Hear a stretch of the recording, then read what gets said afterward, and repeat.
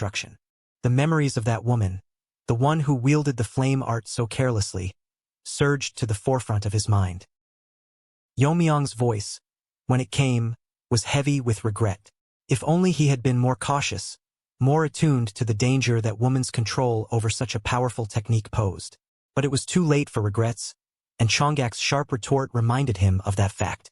The spirit spoke with the voice of one who had seen the harshness of life, its words a mixture of wisdom and resignation.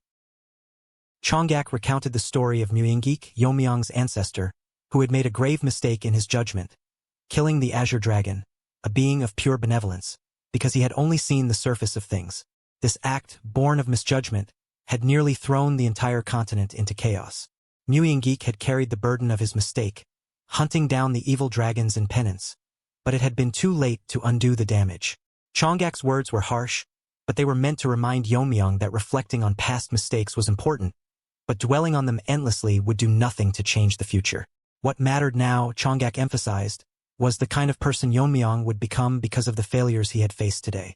The past was done, and what was left was the potential for change, for growth. The choices Yeon-Myeong made from this moment onward would define him, not the mistakes that had come before. As Yeon-Myeong caught sight of Chonggak in a form he had never seen before, a mixture of surprise and amusement crossed his face. He couldn't help but speak out, questioning the spirit's sudden change. The transformation had been unexpected, and in that moment, Yeon-Myeong felt a brief flare of frustration. If Chonggak had revealed this power earlier, the battle might have been far less taxing. Chonggak, clearly irritated by the remark, snapped back. The spirit's voice, thick with agitation, conveyed just how much effort it had expended to keep Yeon-Myeong alive during the battle. Every ounce of venomous energy it had poured into ensuring the survival of its master, leaving the spirit drained and frustrated at being questioned. Yeon-Myeong, in turn, didn't seem all that concerned. His tone was flat, as though the exchange barely registered with him. The effort Chonggak had put in didn't seem to matter much in the moment, and it was only after a beat of silence that Yeon-Myeong's response came. Unimpressed, almost dismissive. The air between them was thick with tension. But then, Chonggak's irritation boiled over. It demanded recognition, something, anything, for all the trouble it had gone through. Yeon-Myeong, usually quick to respond with biting retorts, surprised the spirit with a simple, almost casual, "Thank you." For a moment, the air was still, and Chonggak was left stunned. Its wide-eyed disbelief was almost palpable, caught off guard by the unexpected gratitude. The tone of Yeon-Myeong's words had been sincere, but the abruptness of the acknowledgement left the spirit unsure how to respond. Yeon-Myeong continued speaking. His words were measured and deliberate, a rare sincerity settling in his tone. He recalled the moment when the Black Death Alliance leader's attack had knocked him unconscious, and how, in the fog of fading consciousness, he had sensed Chonggak's venomous energy coursing through him, keeping him alive. Yeon-Myeong's gratitude was clear now, as he admitted that without the spirit's intervention, the attack could have been fatal. He had meant to thank Chonggak properly later, but the urgency of the situation had led him to interrogate the spirit instead. Now, standing amidst the aftermath, he finally expressed his thanks, his words genuine and free from the usual detached pragmatism. Chonggak, taken aback by the heartfelt gratitude, found itself in a state of disbelief. The rigid, unyielding nature Yeon-Myeong had always shown in their exchanges seemed to have softened, and it left Chonggak puzzled. Memories of how Yeon-Myeong's ancestor had treated it harshly in the past surfaced in the spirit's mind, and it couldn't help but wonder at the sudden shift in Yeon-Myeong's demeanor. The warrior had always been a figure of discipline and resolve, never one to show much warmth. Unable to process the change fully, Chonggak couldn't resist teasing Yeon-Myeong, wondering aloud whether all the blows to his head had softened his mind. Yet, even as the words left its mouth, a deeper realization lingered within the spirit. There was something different about Yeon-Myeong now, something that made Chonggak reconsider its initial perceptions. Yeon-Myeong, ever the sharp tactician, responded without hesitation, his tone flat but commanding. It was a reminder of their dynamic, one where even gratitude had its own edge. Still, beneath the surface of their back and forth, Chonggak couldn't shake the feeling that Yeon-Myeong was evolving, becoming someone more unpredictable, perhaps even worth keeping an eye on for a little longer. At the Tang family's stronghold, the air was thick with the clash of steel and the cries of battle. The warriors of the Tang family stood resolute, their weapons raised high as they fought with unmatched determination against the invading forces of the Black Death Alliance. The courtyard became a chaotic battlefield, filled with the sound of clashing blades and the sharp hiss of energy cutting through the air. Despite the overwhelming odds, the Tang warriors fought fiercely, channeling their training and discipline into each movement, determined to repel the invaders. The black-clad warriors of the Black Death Alliance were relentless, but the Tang family's resolve held firm. The battle raged on, neither side giving an inch, the outcome still uncertain in the thick of the violent conflict. Tang Jii faced one of the Black Death Alliance's masters, her every sense attuned to the battle as she fought with precision and strength. Despite the elder's overwhelming power, she was managing to hold her ground, each strike an equal measure of strength and skill. But her focus wavered as her mind drifted to a far more pressing concern: the reinforcements of the Black Death Alliance.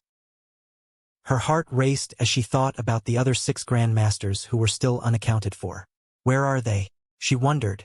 She needs to finish this before they arrive and tip the scales. In the midst of her distraction, the master of the Black Death Alliance saw his opportunity. With a smirk, he launched a brutal strike, catching Tang Jii off guard.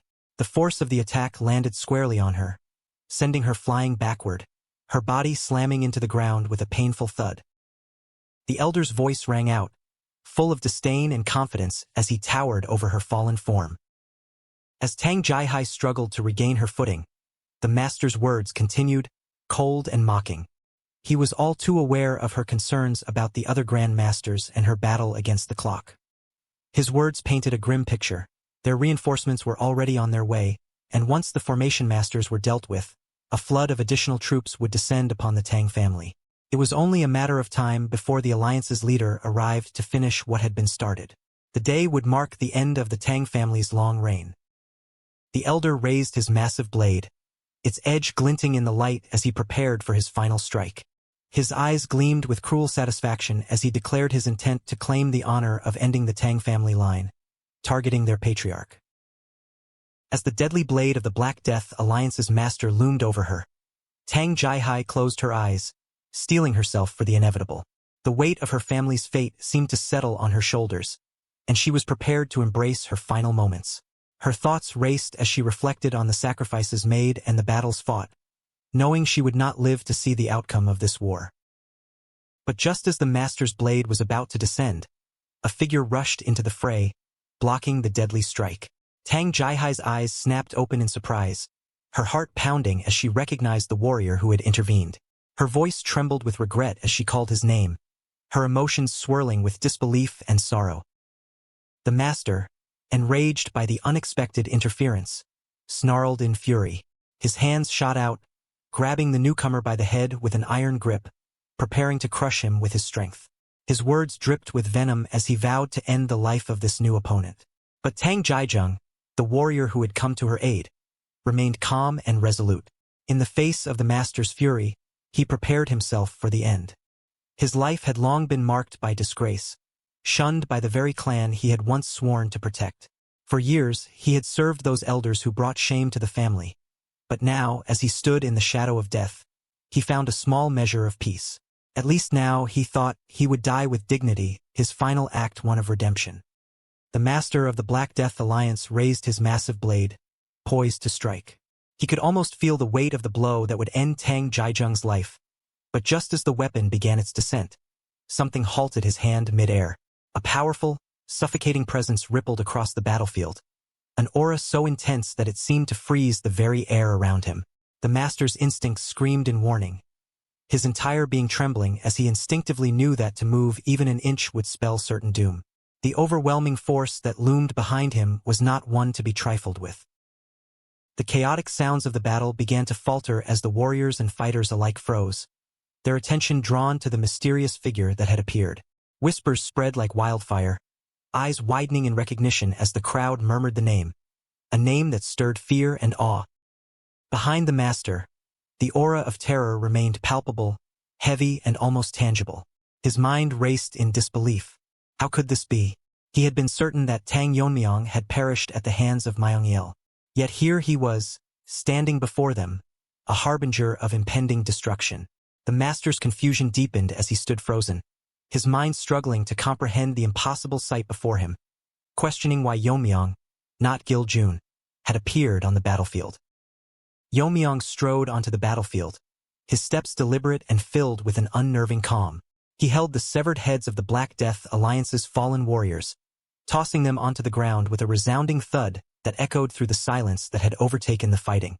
The heads rolled, their lifeless eyes staring up at the sky, a stark testament to the carnage Yeon-Myeong had unleashed. With an eerie composure, his voice rang out, cutting through the tension like a blade. His tone was unsettlingly measured, yet it carried an unmistakable malice as he addressed the master who still stood before him, frozen in disbelief. Yeon-Myeong's words carried an almost casual cruelty as he spoke of the Black Death Alliance's so-called 6 Grand Masters, mocking their strength and their efforts to breach the formation around the Tang family's stronghold. He glanced at the fallen bodies scattered around, the once proud warriors now reduced to nothing more than corpses. The message was clear. He had already taken care of those who had attempted to break through the formation surrounding the main house.